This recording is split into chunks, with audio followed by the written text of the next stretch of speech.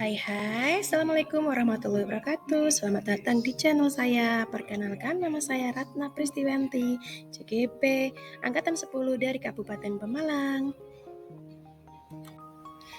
Di sini saya akan memaparkan kesimpulan dan refleksi dari filosofis pemikiran Ki Hajar Dewantara dalam dunia pendidikan pada modul 1.1.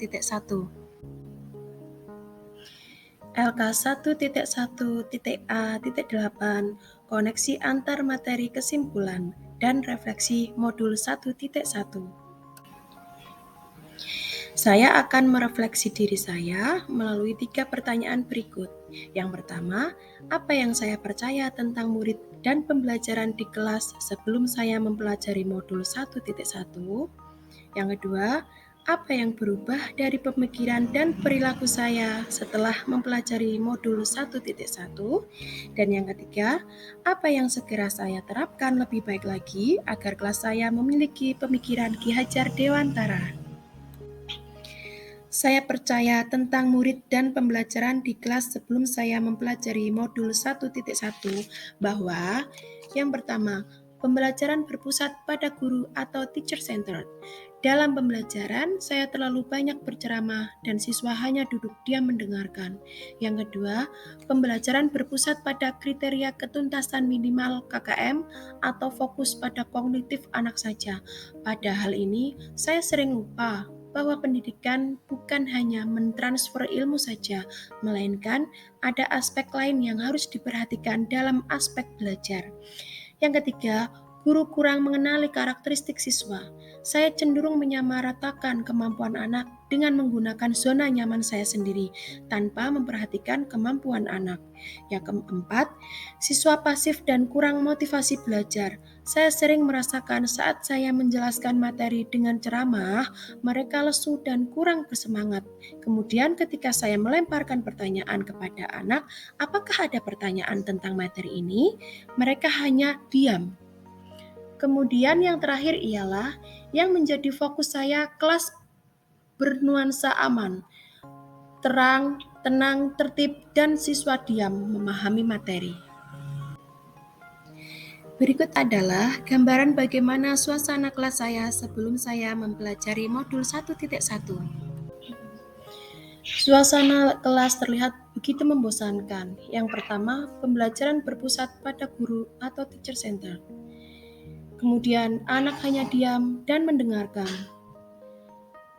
Pembelajaran hanya mengutamakan kognitif saja. Setelah saya mempelajari modul ini, yang merubah pemikiran atau perilaku saya dalam mengajar ialah sebagai berikut. Yang pertama, merubah pemikiran saya bahwa seorang guru bukan merupakan hanya salah satu sumber belajar anak. Apapun yang ada di sekitar kita bisa dijadikan sumber belajar anak. Anak bebas memilih sumber belajar yang ada.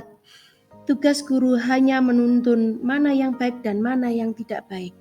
Yang kedua, pembelajaran berpusat kepada anak.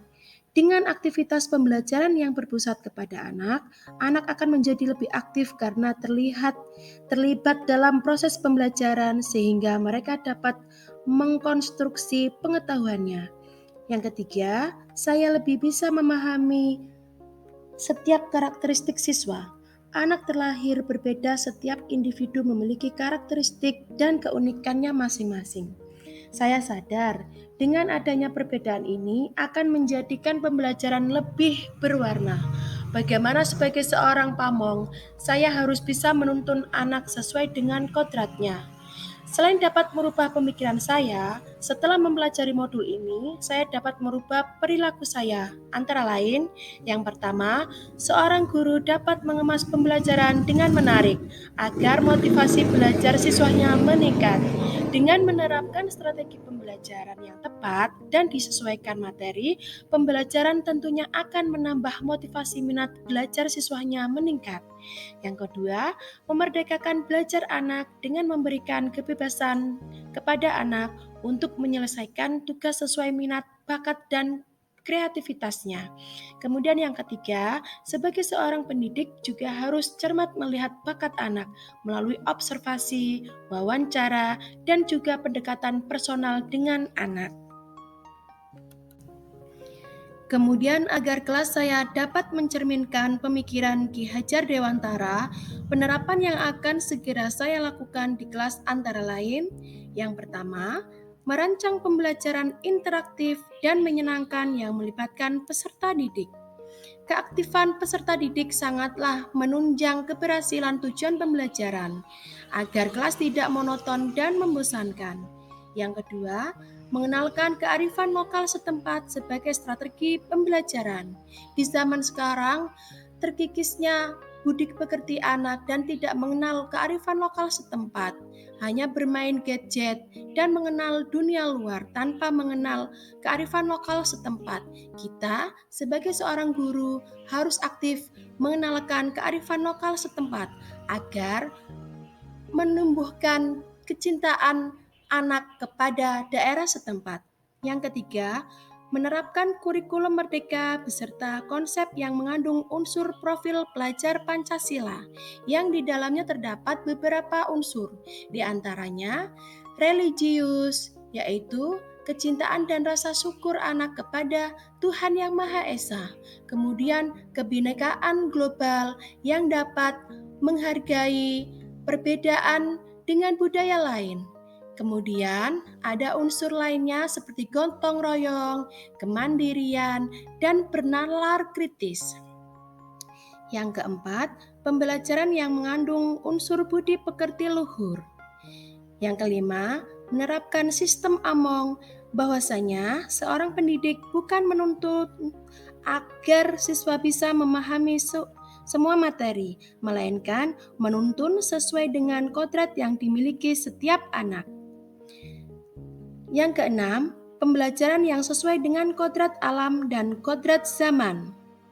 Kita sebagai seorang pendidik harus jeli dan cermat apa yang dibutuhkan oleh anak di era zamannya agar tidak ketinggalan zaman dan bisa menghadapi perkembangan zaman ke depannya guna masa depan mereka. Yang terakhir yaitu memodifikasi pembelajaran dengan game atau permainan yang menarik agar siswa lebih bersemangat dalam pembelajaran.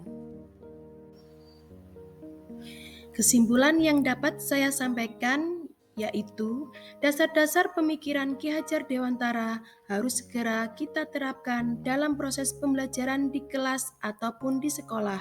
Di antaranya yaitu pendidikan adalah menuntun anak sesuai dengan minat dan bakatnya, bukan menuntut.